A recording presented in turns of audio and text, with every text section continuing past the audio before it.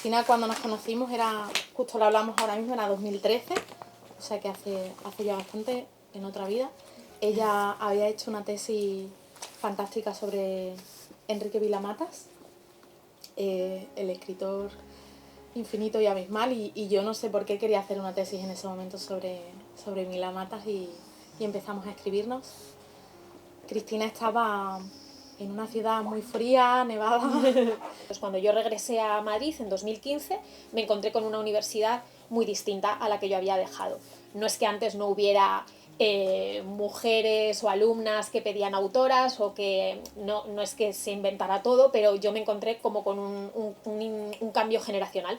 Y entonces en esa manifestación de por la mañana que hubo en la Complutense, pues me llamó mucho la atención la pancarta que levantaba una estudiante. Era una manifestación en la que marchábamos pues las profesoras, las alumnas, el servicio de bedeles, de limpieza, y de pronto había una alumna que levantaba una pancarta que decía algo muy sencillo, ¿no? Pero al mismo tiempo me impactó, ¿no? Allí en la Complutense: no hay mujeres en mi temario de literatura, ¿no? No hay mujeres en mi temario de literatura. Y entonces, bueno, pues fue ese leitmotiv, ¿no? el que me llevó, y no solo ese leitmotiv, sino ese encuentro con las alumnas durante estos últimos años, que me han servido de interlocutoras, que he encontrado realmente a las amigas incluso, que a lo mejor con 19, 20 años, cuando yo misma era estudiante, me hubiera gustado tener. Y es gracias a ese encuentro, ese intercambio, a los clubs de lectura que hemos hecho en la facultad, a todas las autoras que hemos leído durante estos años en clase, el impulso que me ha llevado a escribir este libro. He estado a punto de traerme un personaje de Playmobil, ¿no? Porque ahí hay una motivación también de hacer justicia con cómo nos han contado la historia, y tú hablas de la colección de los personajes de la historia, ¿no? ¿Cómo se llama exactamente esa colección? La aventura de la historia. La aventura de la historia. Tenía preparada los muñequitos de Playmobil, los clips, el personaje de Mary Shelley, porque mi hijo de 3 años es súper fan, no sé, tiene 200, y el de Mary Shelley le gusta especialmente porque sale el monstruo de Frankenstein, sale una calavera, en fin, le encanta todo lo terrorífico. Lo tenía allí al lado de la puerta, pero ha desaparecido y no he podido traernos a Mary Shelley, pero me parecía significativo, ¿no? Que también de alguna forma quisieras hacer justicia en tu libro con esa colección, contando las vidas de estas 13 mujeres. ¿Por qué estas 13? Porque, bueno, cuando empecé, reconozco que tú estás en todo el libro, pero en el prólogo, en la introducción, está la Cristina amiga, la que te cuenta la historia de esa manera, y me encanta cómo vas enlazándolo todo. O sea, lo veo en tu cabeza, veo el mapa brutal que tendrías que tener armado, ¿no? Para que cada capítulo empiece de alguna manera hilado con la biografía anterior. Pero ¿por qué la primera biografía es sobre ese reciente descubrimiento, ¿no? Sobre los huesos de Denny? Bueno, primero los muñequitos. Carmen está hablando de algo que también cuento en el prólogo, que es otro detonante para escribir este libro, y es una colección que se quería comercializar a gran escala en 2016, es decir, hace poco, no en el siglo VI a.C., o sea, 2016, de una importante editorial, una gran colección con fascículos, muñequitos, que se titulaba La aventura de la historia, y en la que no estaba previsto que hubiera ningún clic mujer, ¿no? Eran todo clics masculinos. Había roles sociales como astronauta, caballero andante, panadero, ¿no? Que eran figuras masculinas, pero también estaban pues Mozart, Leonardo da Vinci, pero no había ninguna mujer. Entonces, bueno, hubo una polémica, fue en verano, me acuerdo. Hubo una polémica y finalmente pues la editorial entonó el mea culpa, rectificó y finalmente construyó esa colección, como tú dices, con personajes femeninos. Poquísimos personajes femeninos. Pasa. Aún así poquitos, pero en la original no había ninguno. Y entonces hubo un change.org, claro, 2010 no había ninguno. Entonces comienzo contando esa anécdota, que parece que nos tenemos que ir muy atrás para encontrar esas historias del mundo en las que no hay mujeres, pero hace no tanto, pues, ¿no? Y, lo diferente quizá esta vez es que esa polémica hace que se rectifique y que incluso nos parezca caricaturesco. Entonces, bueno, empiezo contando esa historia y de ahí voy un poco hacia atrás, hacia el pasado, en el prólogo, rememorando otras muchas ocasiones en las que se ha contado la historia del mundo, que es todo un género, además, lo de las historias del mundo, la historia del mundo sin mujeres, ¿no? Y un poco, bueno, pues de ahí, digamos que en ese prólogo donde se establece un poco también el hecho de iniciarlo con una polémica actual y con ese 8 de marzo de 2018, lo que quiero es como contextualizar también este libro en el presente. Es decir, estas 13 mujeres, muchas de ellas son bastante visibles culturalmente, como Marie Curie o como Juana de Arco, pero yo me aproximo a estos personajes desde las preguntas que hoy haríamos, desde los debates abiertos también de los distintos feminismos, las preguntas que le harían mis alumnas, ¿no? Con ellas empiezo y acabo, porque el personaje de Malala, que termino con ella, y la conversación con Emma Watson, Hermione, pues que con Beatriz he hecho clubs de lectura de Harry Potter en la Complutense, pues empezamos en ese 2018, terminamos al final de todo este viaje con esa conversación final con Hermione, sin la que Harry Potter habría muerto en el primer libro, y es una forma, ¿no? Como de estar siempre en el presente, ¿no? Que nos acercamos a estos personajes, algunos muy remotos, y lo hago desde las fuentes, la bibliografía, la investigación, la mirada es actual, ¿no? Entonces, Marie Curie, por ejemplo, pues en lugar de volver a contar la historia de lo maravillosa científica que era, que sin duda lo era, la pregunta que le haríamos hoy sería, bueno, vamos a ver, si te quedaste viuda con 2 niñas de 2 y 8 años y tenías muy poquitos recursos económicos, ¿cómo conseguiste salir adelante, ganar 2 premios Nobel? Aquí algo no encaja, ¿no? Entonces ese capítulo, por ejemplo, está dedicado a la conciliación familiar, a la estructura familiar que tenía la propia Marie Curie. Aparece el personaje del suegro, aparece el personaje del padre. El suegro de Marie Curie era un personaje maravilloso, el padre de Pierre Curie, que tenía muy buena relación con las hijas. Entonces, bueno, cada capítulo, aunque los personajes sean, como en el caso de Marie Curie, muy conocidos, siempre se trata de contar su historia a partir de esas piezas que faltan y también abordando distintos temas, ¿no? O distintos problemas. Yo soy profesora de literatura, pero mi formación es en filosofía, entonces cada capítulo me permitía también tratar algún tema, unos más que otros, filosófico. Por ejemplo, el capítulo que dedico a Grecia, tomo un personaje que está en las fábulas de Higinio, en las fábulas mitológicas, que es el personaje de Agnódice, que es un personaje que no se sabe si fue real o más bien seguramente de leyenda, pero que fue la primera ginecóloga de la historia, ¿no? Pasa la historia en esas fábulas de Higinio como la primera ginecóloga.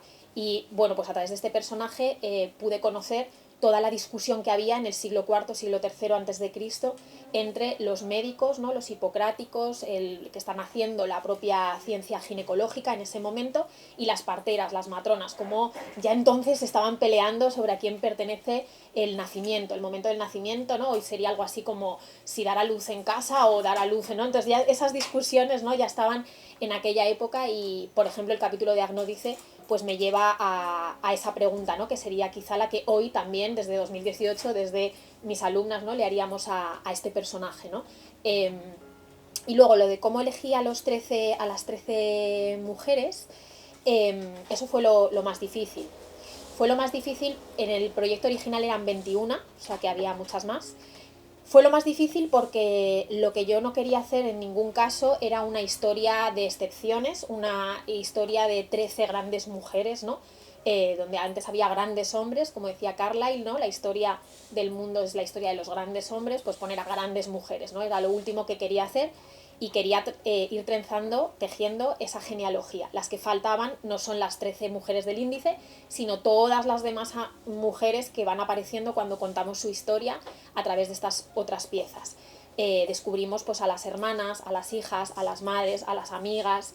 El capítulo de Cleopatra, por ejemplo, lógicamente concentro mi atención en ella, en cómo ahí trato, por ejemplo, la celebridad, la construcción de la memoria, quién queda al cargo de nuestra historia, y descubrí escribiendo el libro que había tenido una hija y que la había sobrevivido y que había reinado, que se llamaba Cleopatra Selene, que es como, no sé, ser la hija de los Beckham. O sea, eres la hija de Cleopatra y de Marco Antonio, y te llaman Cleopatra Selene. O sea, y sobrevives a tu madre y tal. Y descubrí que había incluso acuñado unas moneditas preciosas que nos han dejado reproducir, mientras se tejía toda la leyenda negra en torno a su madre, ¿no? Los grandes poetas latinos estaban pues construyendo a la monstruo fatal, ¿no? Como decía Horacio, pues su hija, en Mauritania, acuñó estas moneditas donde puede leerse Reina Cleopatra, hija de Cleopatra, ¿no? Entonces, bueno, pues buscando esas otras historias, ese capítulo, por ejemplo, se dedica a la memoria de las abuelas, la memoria de las madres, quién se queda a cargo de la memoria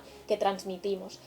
¿Y cómo las fui hilando las historias? Eso, lógicamente, no estaba en el proyecto original. El proyecto original era muchísimo más 21 mujeres, 21 momentos, y fue escribiéndolo y justamente planteándolo como un ensayo y no tanto como un libro de historia, sino yéndome un poco pues a los recursos literarios y donde aparecieron pues esos hilos, pero que no estaban en un primer momento. Hombre, imagino que eso sale con la escritura, claro, porque exacto. Es algo que va surgiendo. Y las que salen son tus propias obsesiones, evidentemente. Exacto. Todo lo que va saliendo, que se va relacionando, son cosas que en realidad forman parte de ti, claro.